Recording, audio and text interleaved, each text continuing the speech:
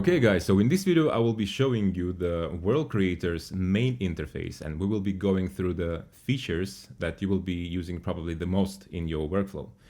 So let's start with this kind of toolbar, so with these buttons. These are very important, they will be your friends, I guarantee this. So let's start with this cinematic mode. So this is the most beautiful view mode, where you see all of this beautiful GI, this global illumination coming from the skybox, the sun. You can see the shadows, all of this cool stuff. But it's quite, it might be quite hard for you, for your GPU to render, to calculate, right? So if you have some weak hardware, you might be considering to switch to this, or actually to this shape design mode. So let's talk about these three modes. So as I already mentioned, the cinematic mode is obviously like the most beautiful one, where you see all the shadows, all the GI that comes from the skybox. And in this material design mode, that's the mode where you will see in a very clear and actually quite faster way all of your colors that you have applied on your terrain. So let's say I've applied some, so let me create some let's say grass material here, and well, since it's grass, I think it should be it should be green, something like that.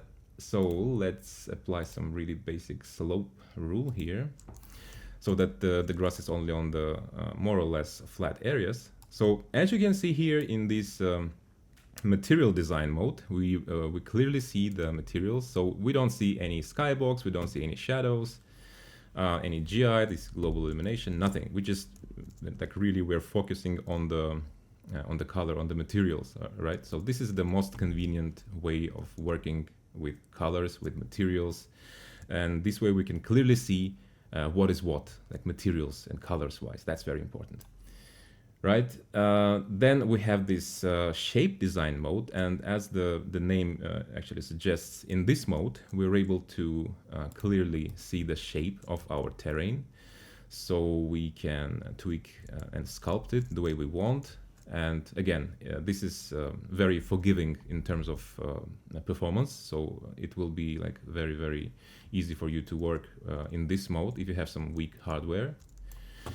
So yeah, this is the shape design mode, where you can clearly view the shape of your terrain. So if you will like go to this shape layer, creating the sculpt layer, and if you will want to sculpt something really quickly and you don't need too much of a shadows and lighting going on, so that's the mode you want to work with, definitely, right?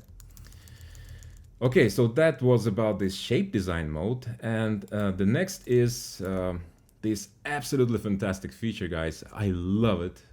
That's a huge time saver for me, really. This is a show heat map function, and what it does, it actually shows you where do you actually have your rules and applied. So let's say I have this grass here, right? Let me tweak its color a little bit so that we see it in a more realistic way.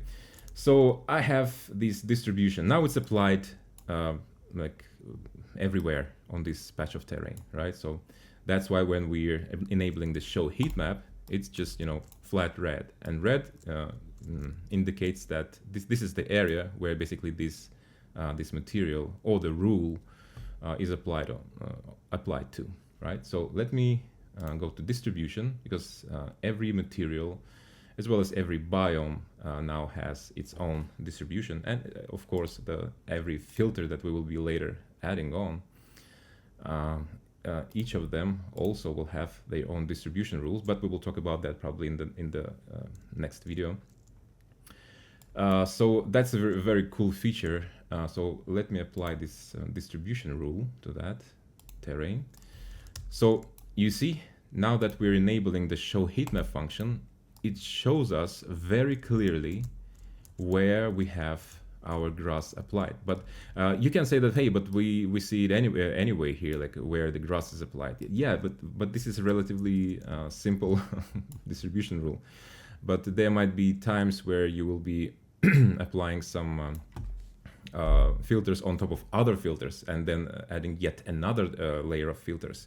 And that's where these features show heat map might be super handy. I guarantee this, guys. This is very important to be able to clearly see in this mode, in the cinematic, or in this how it's called, material design mode, as well as in shape design mode. It's very important to clearly see where you have your material or filter applied on. You know, that's very important. So that's the show heat map. So let's say I would, you know, get rid of this slope, and I would,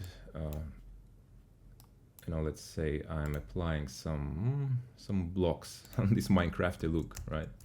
So let's say I want to also have this slope distribution rule. So let's say I'm limiting it on by the slope rules, so that I have now this blocky Minecrafty look only on sloped. Actually, let me see. Now I have it only on relatively slow, flat areas, and these steep slopes are actually free of this blocky effect. And I can just go here and tweak this, right? So I can do this so that only the highlands are affected by this filter, by this blocks filter or effect actually. And now I'm clearly seeing, thanks to this show heat map thing, that now I have these areas absolutely free of this filter, and these are the areas that are being affected by it. How cool is that? And if I will apply invert effect onto this slope rule, so let's go to effects and invert it. So now we have it actually inverted, right? And again, thanks to this show heat map, we can now clearly see where it is applied. So that's really, really handy, folks. And again, it might seem simple for this kind of simple patch of terrain, but whenever you will be having much more complex, much more multi-layered scenes, it will be, you will see that it's very, very handy. So that was the show heat map. Let me actually delete this filter for now. What comes next is the show topo. And once you will enable it, you might think, hey, what's going on? So in order to see it, you have to switch to material design mode or to shape design mode. And that's basically just the topological view of your terrain. So it just basically shows you your lowlands and highlands, right? So this way you can clearly see where in your terrain you have low areas and high peaks, these high areas, right? Well, to be honest, I don't use it that much in my workflow, but maybe you will, I don't know. Okay, so that was about the show topo. Let's go back to cinematic mode.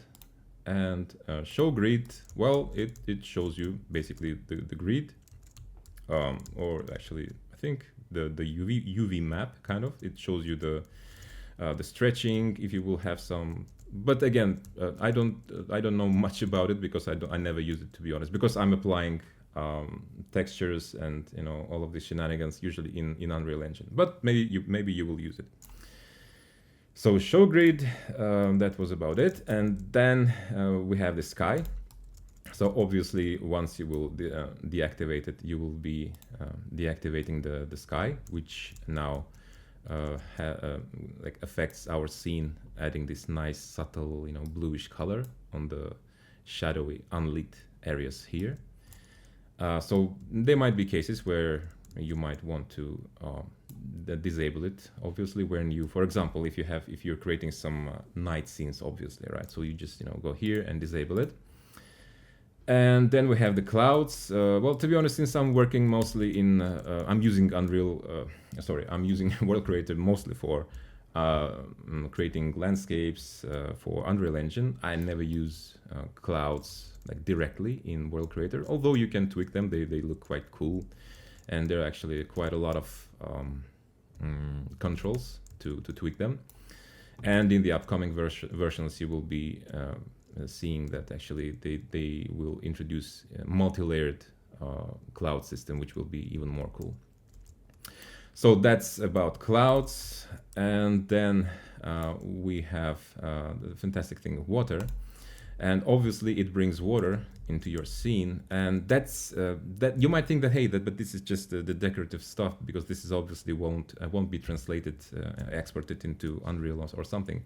But still, it's very, very important, guys, because this way, whenever you will be working with the terrain that, for example, some islands or some beach areas that that need to have these kind of areas that have water and shorelines. You will be definitely thanking this feature, because this way you will be working and knowing exactly where your shoreline is, and that's very important, because that's the point where you will be knowing exactly where is your underwater area and where is your the area that is above the sea level. So this way you will be able to work on the materials and filters that should be above the water, and you will be able to differentiate these two areas, like above water and underwater, so that they look realistically, right? You definitely want these to be like correct, right? So you don't want some areas that should have trees, for example, to be under the water. So or you wouldn't want I don't know, some corals, coral material to be in this mountain area. That's for sure, right? So that's about it. And so water, it's very important, and you can tweak its level easily. I will show you it later. Then regarding so that was water, and regarding the displacement. Yeah, so I have this materials pack here. So this is my material pack. And you can actually, if you have the professional license, you can download this whole World Creator library that contains absolutely amazing biome presets, loots pack for your camera that is inside World Creator.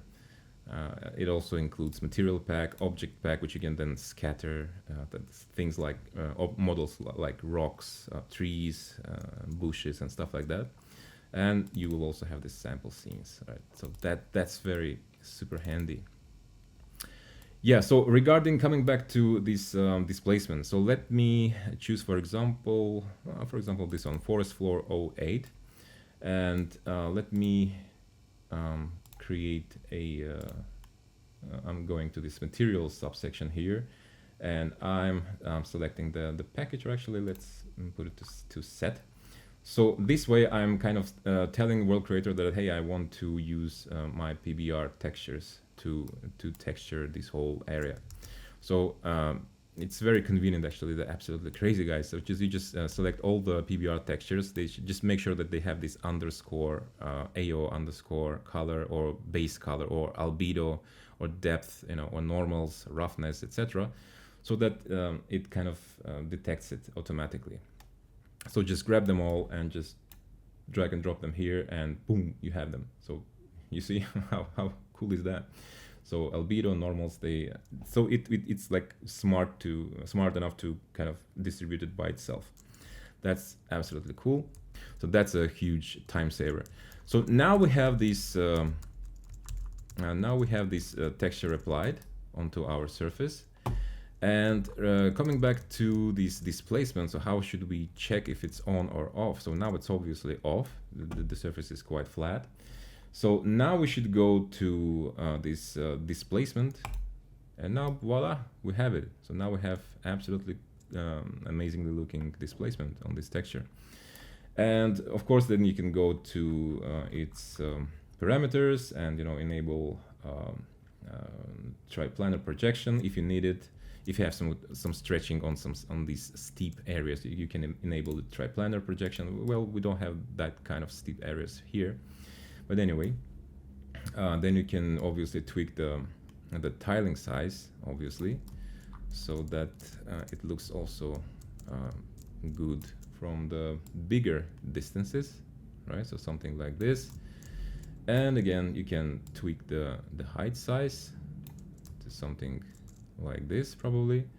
So yeah, that's actually very handy if you have some really cool looking displacement and you want to enable it in your viewport to kind of make a screenshots. And that's actually where you're making the screenshot. You can just hit F12 or just hit this this button here, and you will be creating absolutely cool looking screenshots. Well, that depends on you, if your scene is beautiful, of course, right? So that's about the texturing and the displacement, which you can enable or disable here. So again, if you have some weak hardware, it's better to have it turned off, obviously. And now regarding the this button, Denoiser. So if you can see that while I'm moving my scene, and oh, sorry, by the way, I think I forgot the main thing, how to navigate in World Creator. Sorry guys. So it's super easy. It's this WASD usual thing you have in Unreal Engine, for example. And to go forward, you press W. To go backwards, you press S. To go left and right, you obviously use A and D. And to go up, you use E. And to go down, you use Q. So it's super easy. Yeah. So what I was telling regarding the denoiser. So now when I'm moving around, you see that everything is quite noisy. At least it is for some time. When you're moving, you have this noisy picture, and once you're stopping, it kind of iteratively renders the picture. So the more you wait, the better the picture is, right? So so if you want to get rid of this noise or have it in a less disturbing way, I would say, so just turn on the denoiser and you will have it much smoother. So now if you will have some scene, let me actually show you. I have these biomes biome presets here, so let me choose, let's say this where did I have this desert? Yeah, this one, for example. So this is the presets. You can, if you have the professional license, guys, I highly recommend you going and downloading them and examining them, checking how they're built. That's yet another very cool way of learning how things work in World Creator. So yeah, now that I have this feature, this denoiser enabled, as you can see, when I stop like this, obviously I have much cleaner picture, right? So if I will disable it, you see that everything is quite noisy, and when I enable it, it's super smooth. So that's very handy. Yeah, so that was about the denoiser. But again, if you have some weak hardware, I recommend probably having it in off state, because it also requires some hardware resources. Okay, so now regarding this real-time generator, it's again a huge performance saver. So if you have some weak hardware, you can disable it, and here's what it's doing actually. So if you have this enabled, once you will go over the filters that you have here, for example, let's go to arid, you can disable this. And then if you want to have some filter, you will have to go here, you have to go arid, and you have to choose some of them, like rocky layers, for example, or rocky plateaus. It will add it here, but you see, you don't have the actual terrain like affected by it yet. In order to have it affected, you have to push this beautiful big red button here, generate, and then you will have it. Only then you will have it. And even if I will delete it from the filter stack, and by the way, you can easily delete any node, any effect, material, simulation layer, or just usual layer, by just dragging and just releasing it somewhere in the viewport. Very handy. So again, as you can see, I still have this old effect visible here. So in order to update the terrain, you have to again press this generate button. That's about it. So that's real-time generator. Now the filter live preview. So so if you have this enabled, once you will go over the filters that you have here, for example, let's go to arid. And let's select some of these filters. And as you can see, while I'm hovering over each of these filters, I can immediately see what kind of effect each of these effects have on my terrain. So how cool is that? So that's very convenient. So even before I apply each of these filters, I can clearly see how my terrain will be looking like. So of course it's quite cool to have it like real time, to see like immediately what you will be having. But at least now you know how to disable it, so you're good. Okay, so now let's see what else we have. So generate filters. So that's basically a general activator or deactivator for all the filters you may have. So let's say I have a bunch of filters here. For example, I go to arid, and let's say I have rocky cliffs, or something like, yeah, probably rocky cliffs, and then I have a bunch of others. Let's say I decided to do a hydraulic sedimentation, some erosion, something like that. And let's say you have like a couple of others, probably something like this, and you want to quickly disable all of them. So there are two ways. You can just quickly disable all of the filters by like switching them off like here. But if you have like, let's say you have 50 biomes, right? So that would be quite time consuming if you would be having this huge amount of biomes, right? And each of them would have filters applied. So it's just easier, much faster to globally turn off all the filters from this UI, right? So now if I will have these filters on, do we have them on? Yeah, but then now they're covering, obviously. Actually, let me just, should be here like that. So now I have this top biome visible.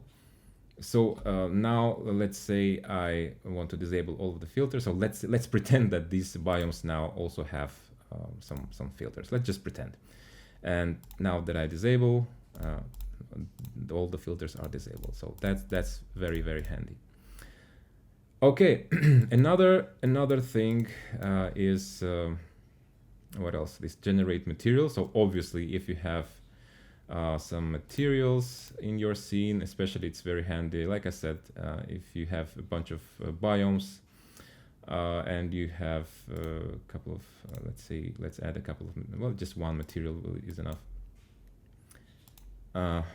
Like this. So we have one material.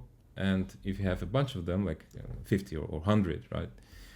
It's just much faster to just disable all of your materials from this button. It's very handy, so that you can focus only on the terrain, on the shapes itself. That's very handy. So that's about this button here, generate materials, and then we have this generate objects. So that's also very handy. So let's say exactly as I just was saying regarding the these generating filters and generating materials. Let's say you have a bunch of trees, let's say, scattered all over your terrain. So let me actually do this really quickly. Let me do this color to be a little bit darker. And I'm going to this World Creator library, which you can download from your portal once you will enter your portal in the World Creator's website. So now I have here this object pack. And you can, for example, use this one. So just drag and drop it onto the objects.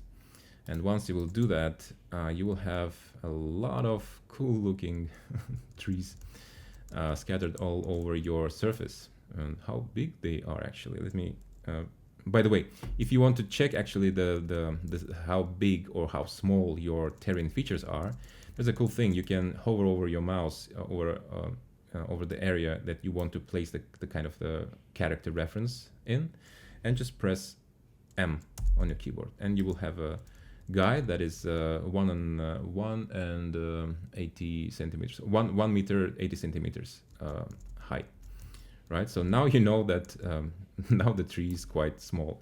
So what can we do about that? So let's unfold the objects folder, objects subsection, check this acacia. And let's tweak the min and max values for this tree. So I think we need to tweak the min, right? Because we definitely don't want them any of these trees to be less than, you know, than our guy. So probably something like that. So 15. Yeah, something like this. Well, you can do something like this maybe. So 3 meters, something like that. Should be fine. Okay, so now if you want to, and let's say you have like a bunch of them, right? So you have some bushes also, just drag them onto the objects again.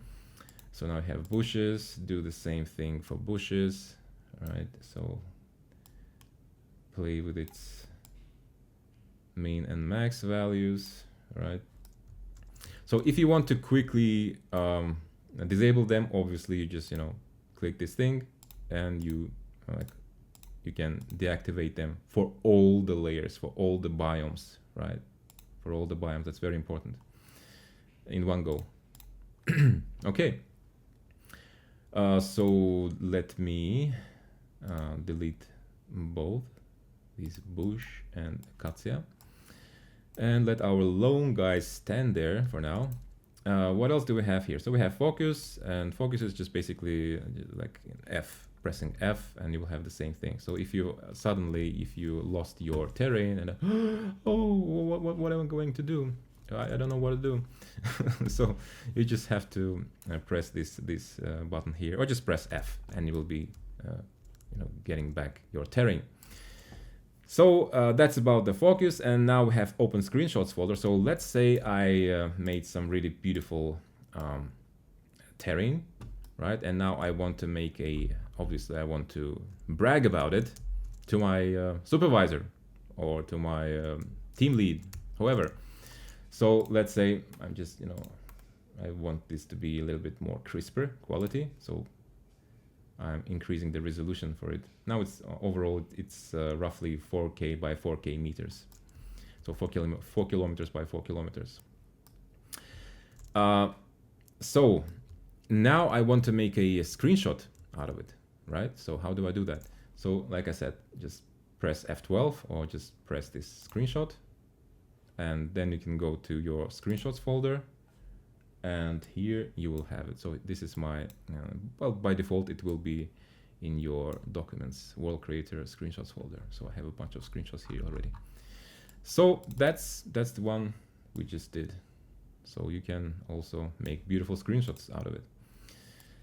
So that's the screenshot. And another thing is this open export folder, which is obviously once you're happy with your terrain and you want to export your height map or the splat map or some mask. The way you do that, you can just go to your export settings, press this plus icon, and then in export preset, you have to press again plus icon. And here you can choose what type of map you need to export. So in this case, I want to export the height map. Well, I usually, to be honest, use just the height map to export the height maps and the color map, because I export the black and white masks or grayscale masks to Unreal Engine, and these two are more than enough. I rarely, very rarely use this plot map, because I usually prefer to manually define the black and white areas of the areas that I want to export, defined by this black or white color. So color map option is just absolutely fine for me. So height map and color map. That's at least me. That's what I use the most, guys. Then we have a bunch of others, but again, I don't use them that often, to be honest. So height map, just select it, and here you can choose some parameters. So the way I usually do this, I usually set it to PNG.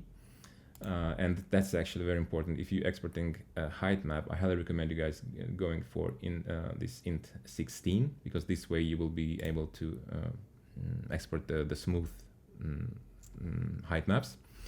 If you will be doing this exporting in this 8-bit mode, you will be getting this stepping effect, which we definitely don't want. So in 16, then compression level, I would recommend leaving it either at default or compression to be the smallest, so that you have more quality.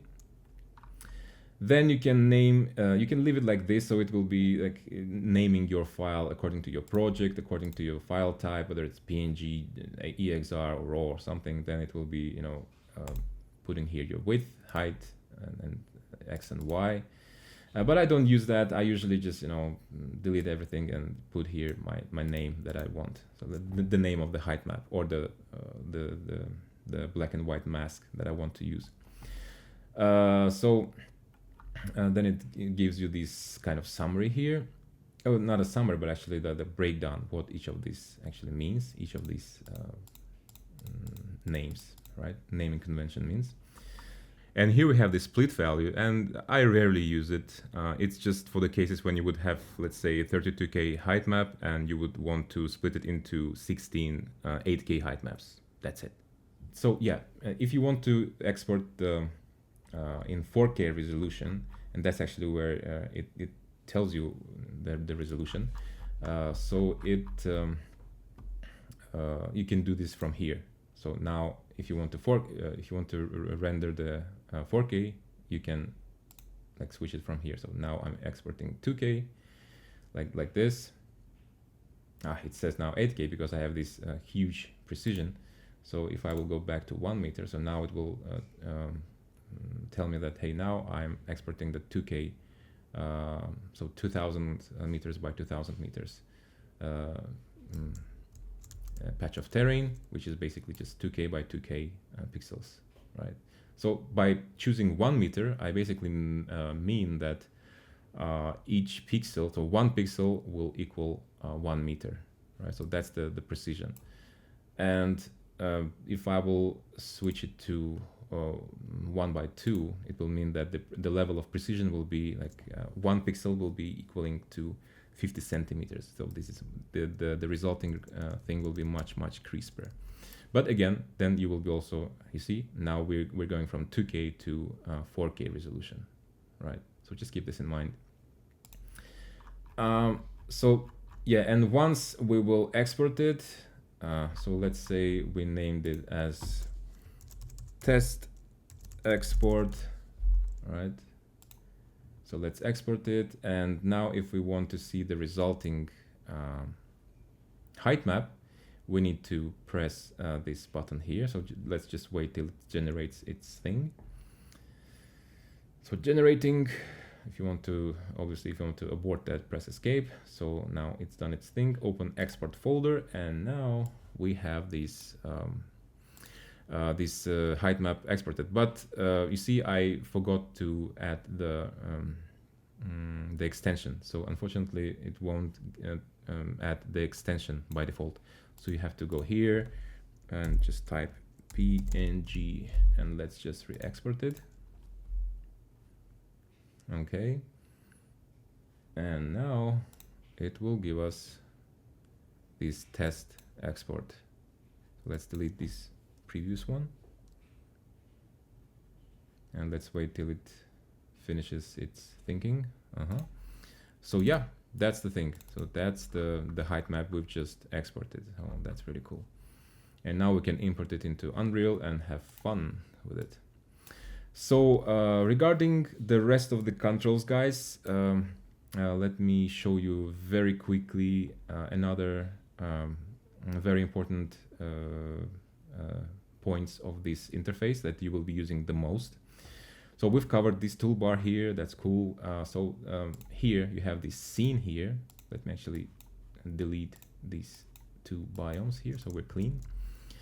So this scene, okay, let me have something here at least, so that it's not just, you know, white, pure white. Okay, nice.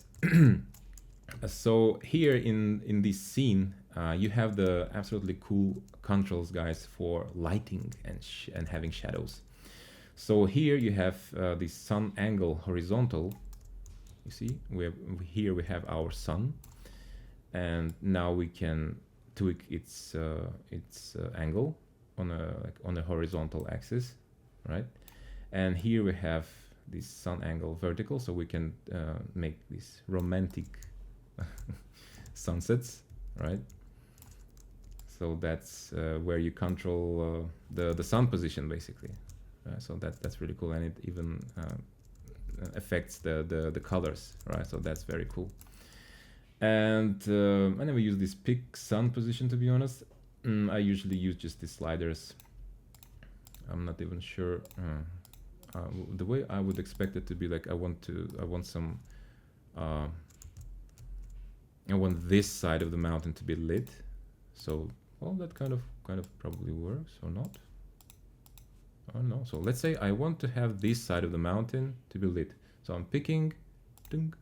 Well, yeah, kind of. Yeah, probably. Yeah, it works. It works, of course. That it just you know, I have to really be careful with where I'm pointing at, because all of these bumps, they have their own normal directions, obviously. So if I click somewhere here, it will be like positioning the sun somewhere here.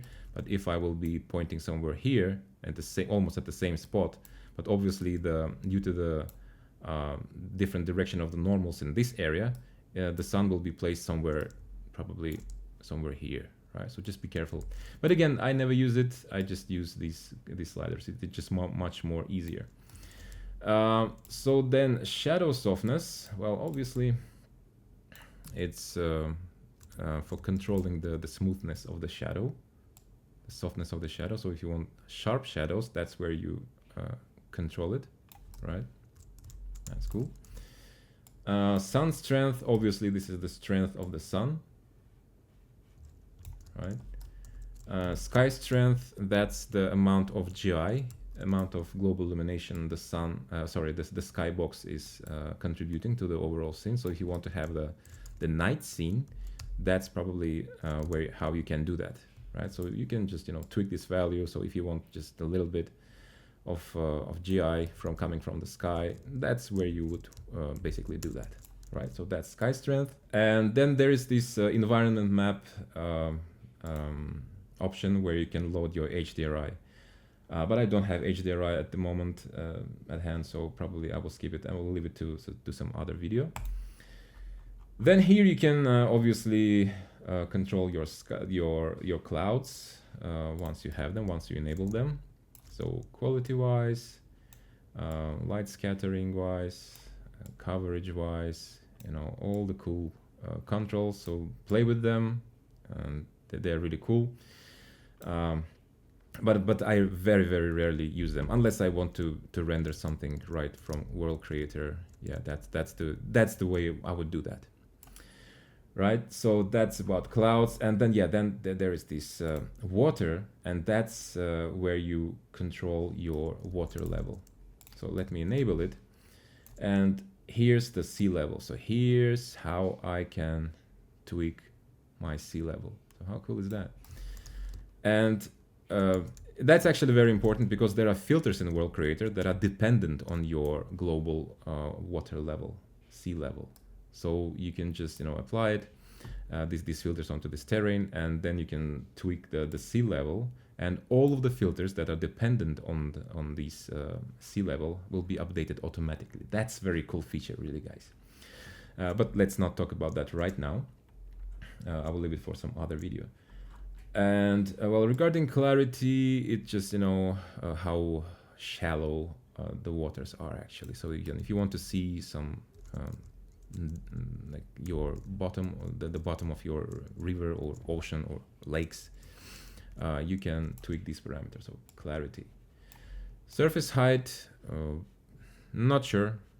Maybe how wavy they are, something like that. Probably how wavy, because the more wavy the surface is, it kind of hints that it's very deep, right?